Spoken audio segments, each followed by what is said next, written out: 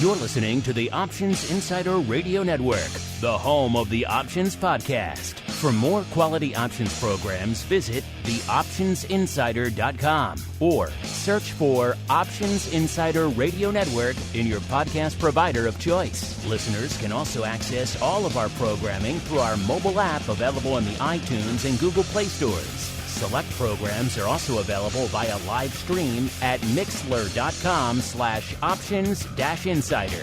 That's mixlr.com/options-insider. Don't forget to follow along with your favorite programs and submit your own questions for the hosts at twitter.com/options, stocktwits.com/options, facebook.com/theoptionsinsider, or via questions at theoptionsinsider.com.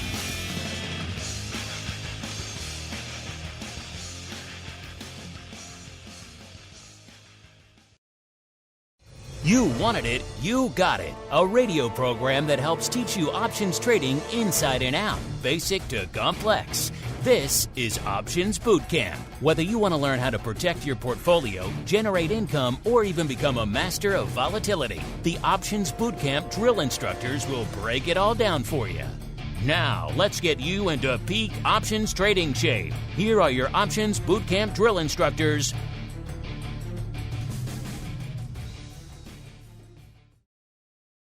All right, everybody. That music means we are back at it here on Education Wednesday time once again for the premier, the leading options educational program. Yes, it is time once again for Options Bootcamp. My name, of course, Mark Longo from theoptionsinsider.com, as well as, of course, from the ever scintillating network upon which so many of you are binging these days. Only have three things to remind you of. One, if you're just listening to boot camp, I know a lot of people come in, they just love the mainline boot camp. We love you all. You're all contributing to driving up my bandwidth bills. But if you're just listening to boot camp, man, you're missing out on a hell of a lot of other stuff, including a lot of great educational content, Options Playbook Radio, the Strategy Block on our Option Block show, and many other shows where we're always tackling your tough questions from throughout the world of options. So make sure, wherever you're listening to this, whatever platform it is, make sure you're switching to the full Options Insider Radio Network feed. Trust me, you're going to thank me. B, if you like what you hear and you're listening to this, I hope you do, then make sure to throw a rating or review on whatever platform you're listening on. It does help new people. And they are quite literally legion discovering this show all the time. Thanks in no small part to your folks, your guys' efforts out there to take the time to rate and review. Just like, who was our person this week? Actually, we're going to get to it in a little bit because we have a kind of an update as part of the mail call here. But thanks to all of you who've taken the time to do just that. And of course, you listen to the network and you say, what else is there? I need more in my life. Don't worry. We got you covered. For you hardcores, you 1% of 1%ers out there who need a lot more options living in your life, theoptionsinsider.com/pro is the place to go. That gives you additional shows, nearly 200 hours worth of content on that exclusive feed right now, including pro Q&A sessions with some of the best minds in the world of options every week. We're going to answer a bunch of your questions now. We do a ton of that on the pro side with a whole bunch of people from the world of options. And you guys and gals get to choose all the questions. So it's a great way to get all your questions answered about whatever is plaguing you from the world of options, as well as, of course, our great Options Oddities show, as well as you get some exclusive early access to content there, as well as, of course, live access to this and everything else we do here on the network. So if you want to hassle Mr. Dan here live on the show, that's the only way to do it. As well as, of course, you can win some cool prizes out there. Theoptionsinsider.com/pro is the place to go to learn more. And speaking of the guy you might want to hassle out there, some call him Sleepy Dan. Others say he offends them with his hand gestures. He is the black-hatted one himself, Mr. Dan Passarelli from Market Taker Mentoring. Mr. P, welcome back to the show. How goes your offensive hand gestures and your narcolepsy? Still offensive, that's for sure. Yeah, good, man. How's it going with you? I am excited because we got a bunch of folks joining us on the old show today. So let's get to them now. A little bit of the old mail call. Mail call. Time to look at questions submitted by our listeners.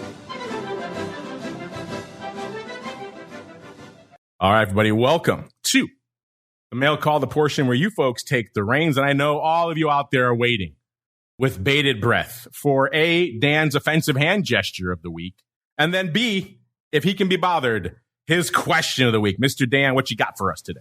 Yes, Mark. So I put out a daily video to everyone who is in our community.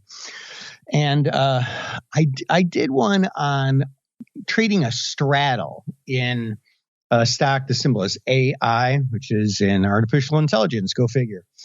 And I really had to drill down on how to analyze straddles. And, I'm just kind of giving a sort of composite character version of that question because I get a lot of different questions along those lines. Trading straddles are hard, but man, this stock AI, I guess this one's not coming out till next week, this episode. So if you're listening live, it's an interesting one to take a look at. The implied volatility is just massively underpriced in there. And compared to the amount of movement that stock gets, it's like an incredible straddle opportunity if you go out like about 5 or 6 weeks with it. And the reason I say that is because you basically want to analyze it two different ways at the same time. First, you want to go in there and you want to look at the implied volatility, see where that is, I call it the market taker 1, 2, 3 volatility analysis, which I think I've talked about in past episodes, so I won't go into too much detail. And then the other thing is just look at the price of the straddle, see how much it has to move by adding the call and the put together, and just see, like on the chart, like you don't even need fancy tools or analytics or drawing fancy lines or anything. Just like, how long has it been since it's been there? Okay, it's got to move beyond those break evens in 5 weeks, and it was there 4 days ago.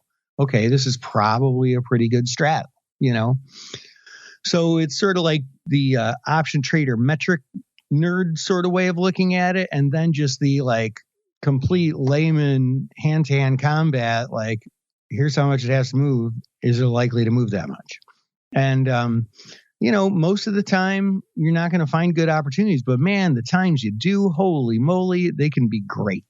They can be great indeed. You know what else is great, Dan? It's our listeners in all their forms, including when they participate in our questions of the week. You can find these listeners at Options on Twitter. We usually have them up there. If they're not pinned, they're somewhere near the top. We try to retweet them throughout the week so you folks can always find them. So whenever you're surfing over to Options on Twitter, you can find our questions of the week. Last week, we asked you folks about all this zero DTE fund. We said, is this zero DTE explosion SPX? Is it increasing intraday volatility?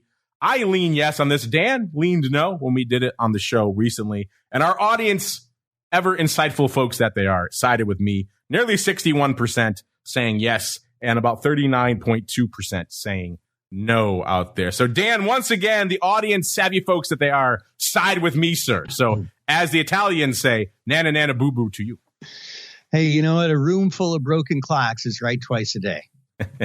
I will say you weren't the only one on the network to weigh in on no. So it is a more widely held opinion than you might think, but it is intriguing. I think the data, quite frankly, is still out for true proof. Either way, we're still kind of waiting to crunch the numbers, but in my gut, it is telling me that they are additive at the end of the day. Let's keep on rolling. Let's go out to this week's question of the week, which you folks can still find. Actually, no, as we're recording this will come out next week. We are, of course, recording this early because I'm going to a conference next week. Listeners, more about that in a little bit. So you will not have time if listening to this now to participate in this. But if you go to Add Options, something will be there. Whatever our question of the week is next week, you'll have a chance to weigh in, and we'll talk about it on a future show. This week's question, there have been a lot of questions, once again, about zero DTE options lately. One of the most common we get, I think we talked about this on this show, Dan, is will we see zero-day contracts listed in single names like Apple and Tesla by the end of this year? So we turned the tables on you folks and said, quite simply, will we? Yes or no? Dan, which way do you fall? And B, which way do you think our audience is falling? I would put it at a good 62 delta that we see those by the end of the year. I mean, more listings just drive more business because not only do people, retail and institutional traders have more choices, but you got arbitrageurs holding prices together. And so it's just, if a name can withstand, getting enough volume with retail and institutional to draw on the arbitrageurs, it just snowballs And there's tons of trading in some of those top 5 names or whatever. Yeah, I think if it was just up to the exchanges and perhaps their for-profit public entities, that you might see them. I agree with you, maybe sooner rather than later. I think some of the plumbing, though, issues is what I pointed out in the past, particularly OCC, the Options Clearing Corp listeners. They take all the other sides of all your trades out there, and they have said they're not ready for this. That's not ready for prime time yet. In fact, they've pretty much gone on record saying they would prefer maybe cash-settled single-name options first, and then we can get to single-day cash-settled options on single name. So, Dan, I think we need to list another new product first before we can list this one. What do you think? Well, I don't know. I mean, the incredible feat of creating pipes big enough to transport all the trade data that's happening now, that was called impossible back in the early days too. So I don't know. I think when there's a will, there's a way. And when there's a will to, by these now corporate exchanges to make more money, I wouldn't be surprised if they figure it out. Yeah, I mean, no one's missing the volume uptick, and a lot of that is due to these 0-day contracts. So they all want a piece of that action. I'm not putting aside their willpower to make more money. I just don't know if the plumbing's there yet. But then again, as I've said, since the onset of the pandemic, all the madness we've seen over these past nearly 3 years, nothing surprises me anymore when it comes to the market. It looks like our audience pretty evenly split on this one as well. 53.7% saying yes, 46.3% saying no. Ad options is the place to go. You'll have 2 days left on this one, listeners. But of course, there will be more fun questions of the week for you guys to play around with. Speaking of playing around with stuff, let's play around with some of your podcast feedback. We mentioned earlier there was a review coming up. This is more of a kind of review update. This was sent in by Seltzer, or maybe Seltzer, but no T. Just Seltzer, S-E-L-Z-E-R, saying, I checked you guys out on Listen Score. Did you know that you're in the top 1.5% of podcasts on the planet? Very cool. Glad to see one of my favorite shows gets the love. And he includes the link to says this podcast is one of the top 1.5% most, weirdly written here, but one of the top 1.5% most popular shows out of the 3,057,835,000 podcasts that they rank globally over there on that site, Listen Score. Which, yes, we have seen that before. That is a nice metric. Thank you for reminding us of that there. Who was that? Seltzer. So, yes, we appreciate that. Again, we see the numbers here. I don't really need Listen Score to tell me that. But, hey, it's nice to have other outlets people can see. And they realize, hey, these guys maybe know what they're talking about. They've been doing it for a while. Maybe there's something to them, Dan. What say you here for our top? I know you want to be top 1%. I guess we're top 1.5% right now. So there you go. Well, Mark, we've had that long-standing goal, and I don't know if this puts us above that, but are we finally above the kitten juggling podcast? Oh, we're smoking them. We're smoking them. Oh, good. I do think the last time we checked on this, we were somewhere around 2%. So we are clearly growing in our global reach out there. We're getting into that top 1%. I think if you add up all the rest of the network, of course, we're well in there. But this show in particular, doing pretty well on its own. We should do our Sally Fields impersonation.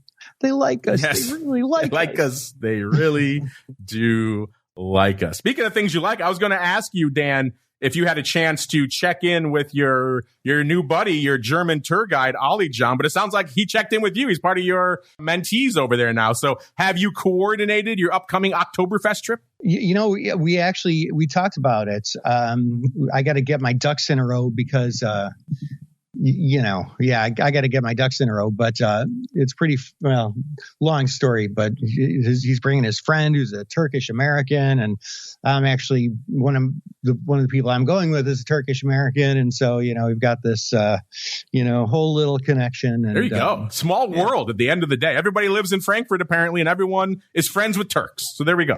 There you go. The more the merrier. As long as he's got to bring buddy, he has to bring 4 other friends, right, to fill your tent at Oktoberfest. And then you're good to go out there, listeners. So there you go, listeners. You too can tour guide and Sherpa Dan wherever you call home. Maybe it's Davenport, Iowa. Maybe it's Istanbul, Turkey. Who knows? In this case, it's Frankfurt, the real Frankfurt.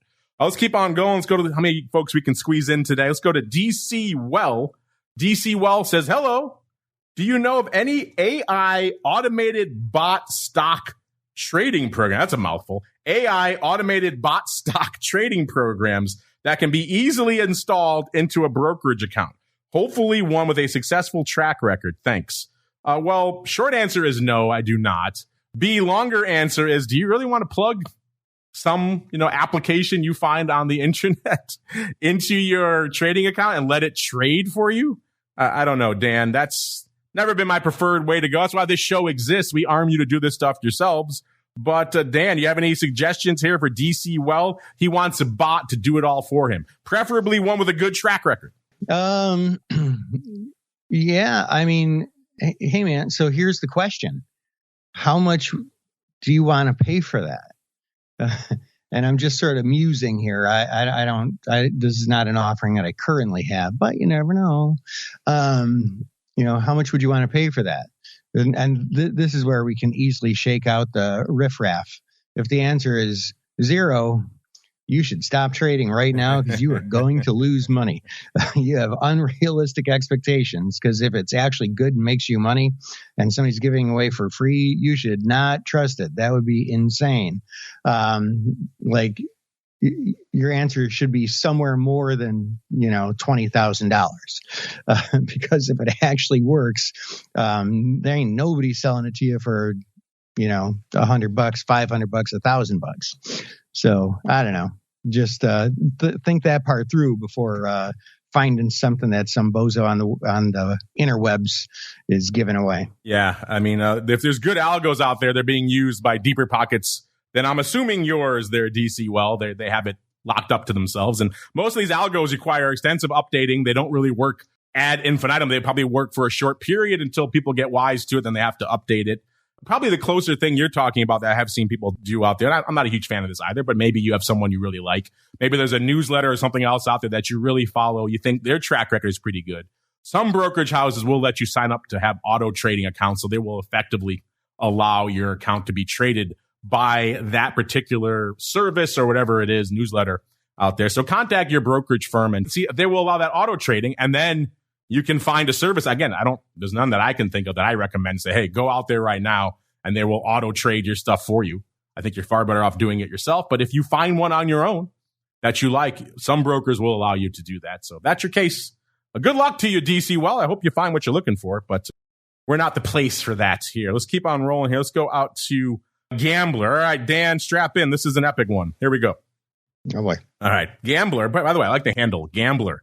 Reminds me of my boy, Kenny Rogers back in the day. R.I.P. the Gambler. But I digress. He says, hi, Mark.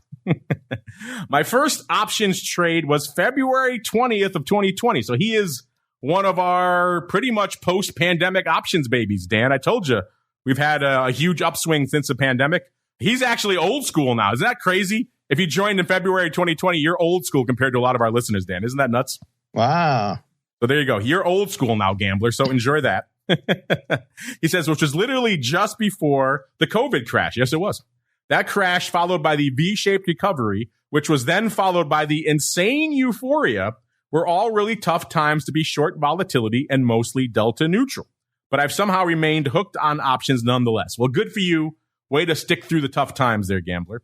He goes on to write, my general interest in options has more recently taken me into the volatility space after having the realization that I'd rather trade options and ETP, so exchange traded products listeners, centered around a mean reverting index than continually being burned on short vol options trades on single name stocks. Yeah, I understand that. Certainly makes a lot of sense.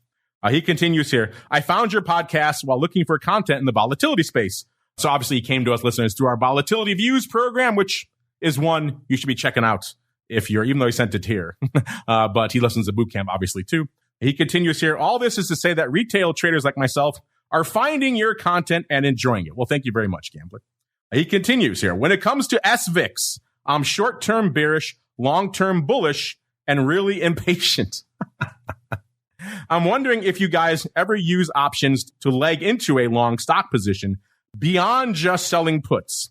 I sold an 18-17 strike put spread in SVIX for this purpose. The idea being is if SVIX is above 17.5 at expiration, I'll keep the credit and sell another one for next month's expiration. If it tanks before expiration from the inevitable zero-day fueled Volmageddon 2.0. I love this guy. Clearly, he's been listening to the network. If it tanks from the inevitable zero-day fueled Volmageddon 2.0, I'll close the long put for a profit and take assignment on the short put, effectively reducing my cost basis for the 100 shares. Do you guys ever do this?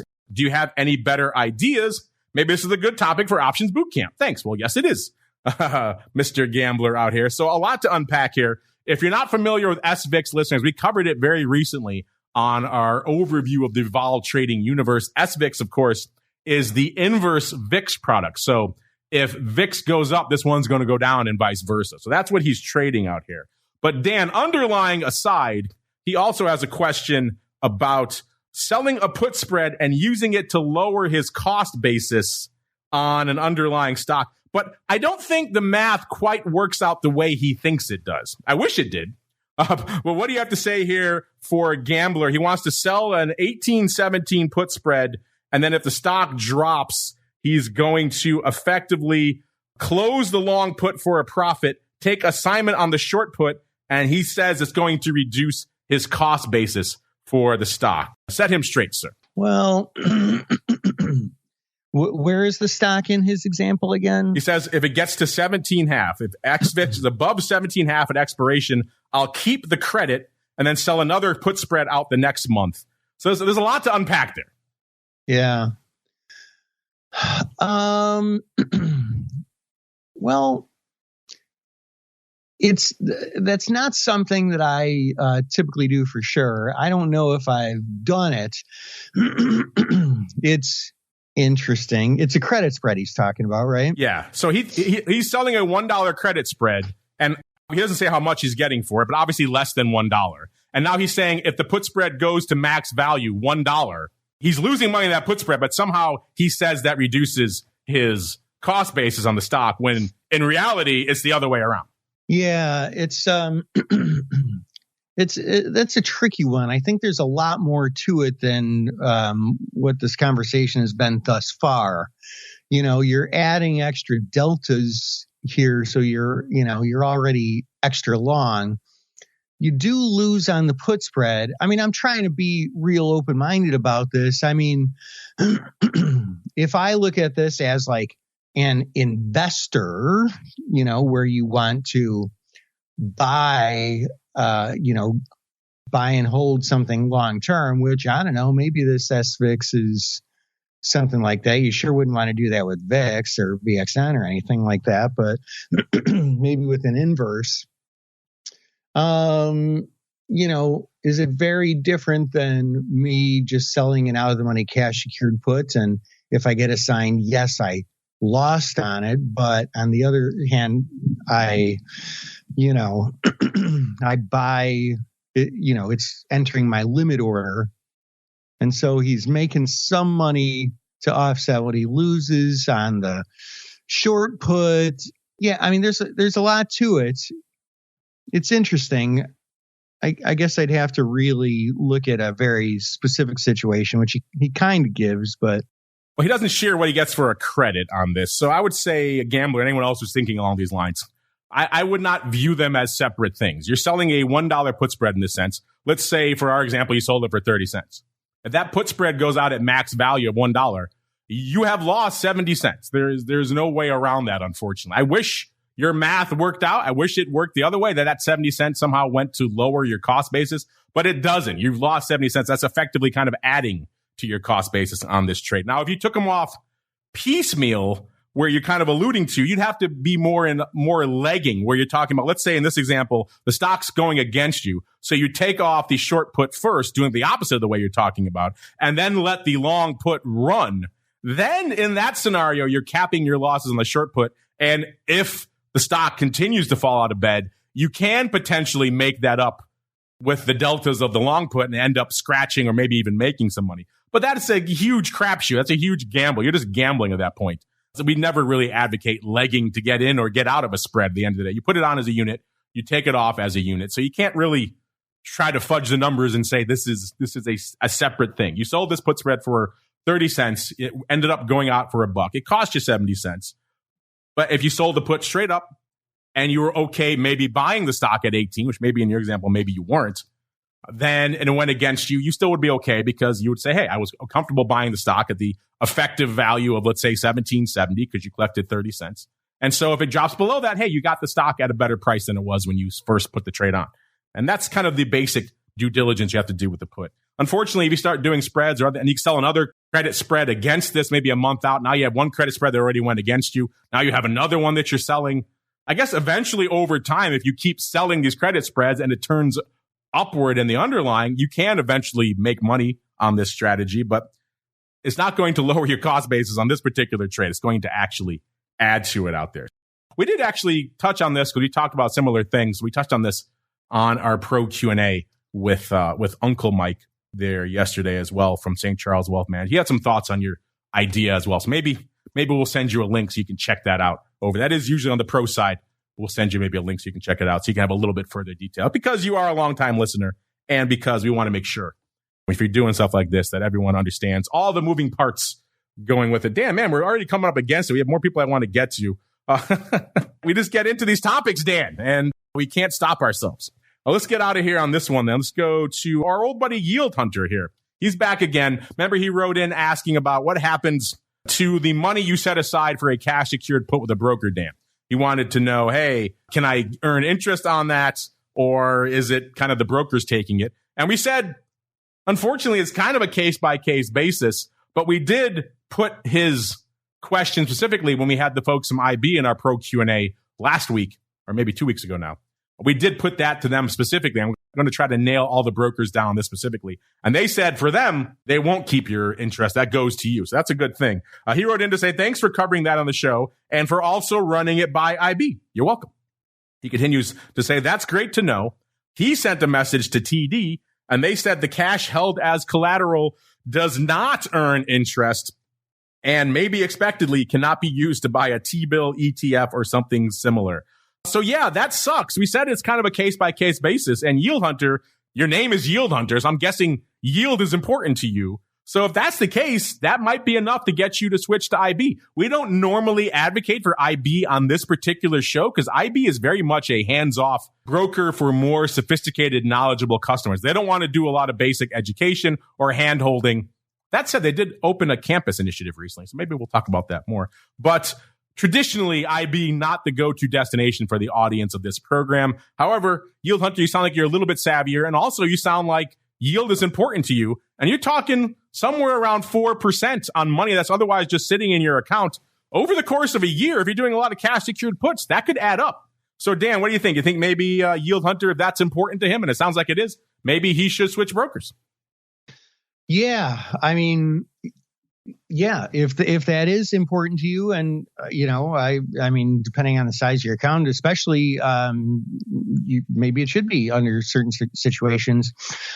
Yeah, why not? Like if you go to the grocery store and they don't have the brand of whatever you want, but they have it at another store, then you got to go to the other store. I mean, it's that simple. I will say I'm with Yield Hunter. I don't really like that. It is your money still at the end of the day. Maybe you're being required to set it aside by your broker, but it's still your money in your account. You should earn something on that. So the fact that TD says no bueno on that, not a huge fan.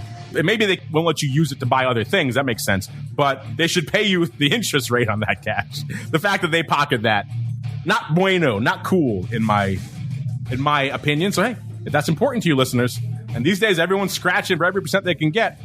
Maybe IB or some other brokers who do this might be the place to go. There you go. Free plug for Thomas and his friends over there at IB. That's going to do it for us, Dan. Man, 2 weeks worth of content in the can. I didn't even get to the guy, who was it? William, who wanted to know about conferences. It's a good question. Unfortunately, we're kind of running up against it. He wanted to know a list of industry conferences or events that we would recommend. I'm going to an industry event next week, the FIA Boca Conference. I would not recommend that for any listener of this program because it's not for the retail trader. It's for people in the industry to meet other people in the industry and talk about topics that are important to the industry. That's not for you. Also, the Options Industry Conference that I go to every year, it's in the title, Options Industry Conference. Also not for you unless you want to get knee-deep into the weeds about market structure. But there are some events that might be interesting. Maybe that'll be a subject for a future show, and we'll try to tackle this question, William, on an upcoming program here for you. Mr. Dan, I happen to know, a little birdie told me you do have an upcoming event that may interest people like William. So give us the lowdown on that. And what else is in the land of MTM, sir? Yeah, William, it's actually perfect timing. We just opened up, last week or the week before, our industry conference. It's we call it our retreat, where we should have about 50 of our top option traders there in person. It's in Sonoma, California, and it's enrollment season. So hit me up, head on over to markettaker.com and message me in the chat room or hit me up on the contact us page, and I'll let you know all about it. There you go. Check him out over there at MTM. Yeah, I'm kind of leery on a lot of the retail events. I don't do a ton of them. Obviously, our main focus here is the content on this show. A lot of those people reach out to us all the time. Someone just reached out to me today, asked me if I'd come do our shows on an aircraft carrier. So all people want us to do content all the time at different places. I usually say no, William. I think the event you mentioned, I saw you in a Chicago event. I will go do in-person stuff for friends of the network. Like Dan, I went and did his mastermind. And of course, this was for, I believe, the Meatball for his event here in Chicago. So I will go do those for friends of the network here. But usually we keep our content here for our listeners and for our pro members. Maybe something we could touch on a future episode for good retail-oriented conferences. The problem is I don't have a lot of nice things to say about most of them. I don't think they hold a lot of their speakers to the same standards that we would here on the network. I don't let anyone just come in here and talk to you folks about options. I would expect the same thing from a lot of the educational conferences out there, and yet most of them, if you cut them a check, they will let you come and speak to them and sell yourself as a guru to the unwitting listeners. I don't like that. I have expressed that to many of them. That's the reason I don't do a lot of them. That's the reason I only let guys like Dan and a few select others in the educational world onto our network, because there's a lot of shady operators out there. So might be a good future topic for a future conference, or future episode, I should say, William. Unfortunately, that's all the time we have today. I want to thank all of you out there for downloading, streaming, and subscribing. That's going to do it for our live content today. Remember, I'm not coming at you live next week. I will be at said conference. But we'll be back again in 2 weeks, another episode of Options Bootcamp. Stay safe out there, everybody. You're listening to the Options Insider Radio Network, the home of the Options Podcast. For more quality options programs, visit theoptionsinsider.com or search for Options Insider Radio Network in your podcast provider of choice. Listeners can also access all of our programming through our mobile app available in the iTunes and Google Play stores. Select programs are also available via live stream at mixlr.com/options-insider. That's mixlr.com/options-insider. Don't forget to follow along with your favorite programs and submit your own questions for the hosts at twitter.com/options, stocktwits.com/options, facebook.com/theoptionsinsider, or via questions at theoptionsinsider.com.